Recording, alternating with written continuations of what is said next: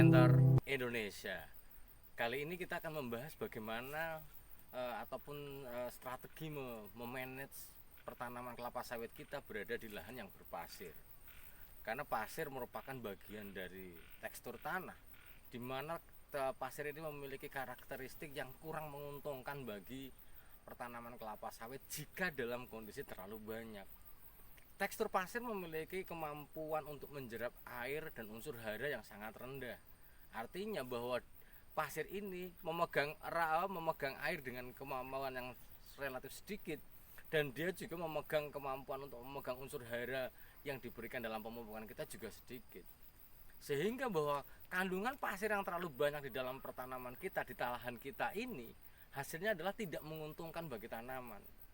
Sehingga bahwa perlu sebuah manajemen ketika kita sudah membuka lahan pertanaman kelapa sawit, yang mana lahan kita ini adalah kandungan tertingginya adalah pasir.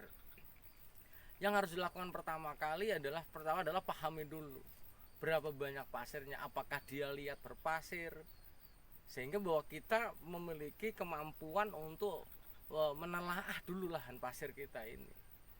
Karena bahwa tidak menutup kemungkinan di daerah range sebaran kelapa sawit di daerah Khatulistiwa adalah melingkupi sebuah lahan yang pasiran, misalnya berada di dekat dengan pantai. Sehingga hal yang harus dilakukan oleh petani yang memiliki lahan yang membudidayakan kelapa sawit ini, tapi dia memiliki lahan berpasir, yang pertama adalah bagaimana meningkatkan lahan kita untuk memegang air dan unsur hara pastinya, yaitu adalah tidak bisa mengabaikan penambahan unsur hara penambahan bahan organik dari luar ke dalam pertanaman kita. Apakah dia pupuk kandang, apakah dia dari limbah pabrik, baik dari janjangan kosong, solid, dan sebagainya, harus dimasukkan kembali lagi ke dalam sistem pertanaman kita.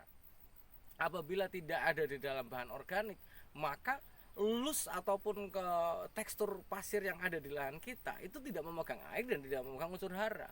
Maka jangan kaget kalau lahan berpasir pada usia 8 tahun, di mana serapan satu tanaman kelapa sawit saja sangat besar, maka di lama-lama akan mengering dan produktivitas akan turun. Sehingga bagi para petani yang yang baru membuka lahan pertanaman kelapa sawit yang dia adalah teksturnya dominannya adalah pasir, maka segera tambah unsur hara yang banyak. Apakah dalam bentuk pupuk kandang ataukah dalam bentuk limbah dari kelapa sawit. Hal yang selanjutnya mungkin bahwa lahan pertanaman kelapa sawit tidak berbeda dengan lahan gambut dan sebagainya, yang faktor pembatasnya adalah kebanjiran ataupun over water. Namun yang ada adalah tetap kekurangan air, sehingga dibuatlah lahan berpasir itu ada kubangan-kubangan sedikit, yang mana itu adalah untuk menjaga kondisi apabila terlalu terik dalam beberapa saat. Kemudian yang selanjutnya adalah jadi kalau di dalam sistem pertanaman kelapa sawit konvensional, terutama perusahaan yang memiliki lokasi jauh dari pabrik, maka dia tidak ada pertambahan bahan organiknya. Namun bagi bapak-bapak para petani ini, masuknya bahan organik harus secara kontinu. Jangan hanya sekali saja, tapi kontinu terus. Karena untuk membagusi tekstur berpasir yang tidak mampu memegang air dan tidak mampu memegang unsur hara. Dengan adanya bahan organik di sekitar perakaran ataupun lebih lebar lagi, nggak ada masalah.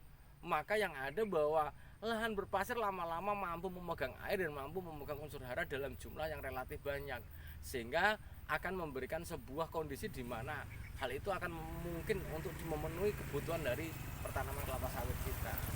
Mungkin itu yang dapat saya sampaikan di dalam kondisi manajemen perpasiran ini. Intinya adalah segera berikan pupuk organik sebanyak-banyaknya, sehingga partikel pasir itu mampu menyatu dengan adanya bahan organik tanah itu, atau bahan organik dari pemupukan kita.